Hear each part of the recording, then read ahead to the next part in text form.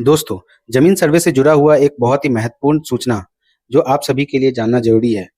पहले तो सिर्फ रैयत ही परेशान थे, लेकिन अब अधिकारी भी परेशान हो गए हैं।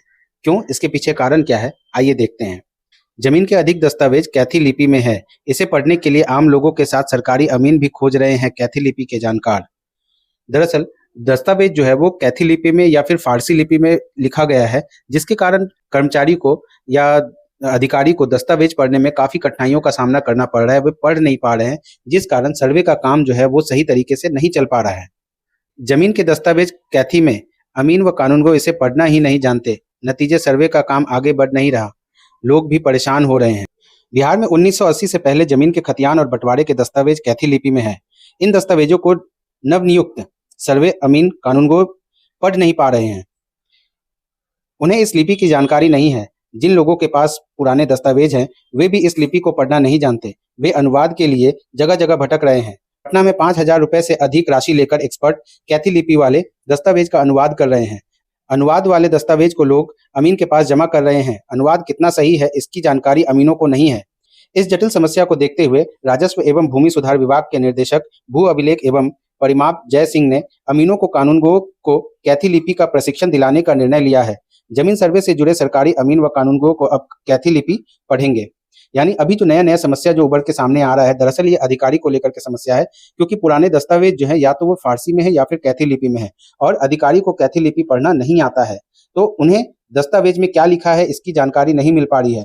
लोग कैथी लिपि में जो दस्तावेज है उसे अनुवाद करा करके जमा कर रहे हैं, लेकिन फिर भी वो मिला नहीं पा रहे क्योंकि कैथी लिपि की जानकारी उन्हें नहीं है। इसलिए अधिकारी को बहुत समस्या का सामना करना पड़ रहा है और सर्वे का काम जो है वो काफ़ी स्लो हो चुका है। बेतिया से शुरू होगी ट्रेनिंग। अब बताया जा रहा है कि इसका ट्रेनिंग कहाँ से शुरू होगी। बेतिया से शुरू होगी ट्रेनिंग। प्रशिक्षण का काम बेतिया से शुरू हो रहा है 17 से 19 सितंबर तक। बीएचयू के रिसर्च स्कॉलर प्रतिम कुमार मोहम्मद वाक अहमद अमीनों और कानूनगो को प्रशिक्षित करेंगे। पश्चिम चंपारण में मैथिली प्रक्षेत्र की कैथी लिपि, मगध प्रक्षेत्र और भोजपुर प्रक्षेत्र की कैथी लिपि प्रशिक्षण दिया जाएगा। ऐसा इसलिए कि स्थानीय बोली के हिसाब से कैथी की लिखावट के शब्द बदल जाते हैं। कर्मियों को 3 दिनों का प्रशिक्षण दिया जाएगा। तो दोस्तों, यहाँ पर इससे जुड़ी हुई और भी जानकारी दी हुई है, जैसे 1980 तक दस्तावेज लेखन में हुआ कैथी का इस्तेमाल, यानी उस 1980 तक जो दस्तावेज बने हैं उन्हें कैथी लिपि में लिखा गया है और ये लिपि जो है अभी अधिकारियों को इसके बारे में जानकारी नहीं है और वे कैथी भाषा में लिखे हुए दस्तावेजों को पढ़ नहीं पा रहे हैं। इसलिए सरकार ये व्यवस्था कर रही है कि लोगों को कैथी लिपि की ट्रेनिंग दी जाए, जिसका शुरुआत बेतिया से किया जाएगा और 3 दिन के ट्रेनिंग के अंदर उन्हें ये पढ़ना सिखाया जाएगा ताकि वे दस्तावेज के अंदर जो भी लिखे हुए हैं उसको पढ़ सकें और सही गलत की पहचान कर सकें। कुछ हम लोग कैथी लिपि के इतिहास के बारे में भी जानेंगे। जैसे 16वीं शताब्दी के मुगल काल के दौरान कैथी का प्रयोग काफ़ी व्यापक था। 1880 के दशक में ब्रिटिश शासन काल के दौरान बिहार के न्यायालयों की आधिकारिक भाषा बन गई। इस लिपि में दस्तावेज लेखन 1980 तक चलता रहा।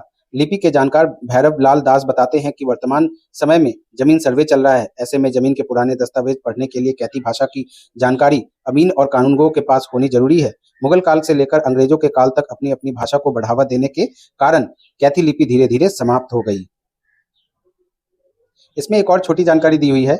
अभी सिर्फ भागलपुर विवि में कैथी की हो रही है पढ़ाई। भागलपुर में ही सिर्फ कैथी लिपि की पढ़ाई हो रही है। वर्तमान में तिलक मांझी विश्वविद्यालय भागलपुर राज्य के इकलौता विश्वविद्यालय है जहां कैथी लिपि की पढ़ाई हो रही है। यहाँ 6 महीने का सर्टिफिकेट कोर्स कराया जा रहा है ताकि पुराने दस्तावेज को बच्चे पढ़ और लिख सकें।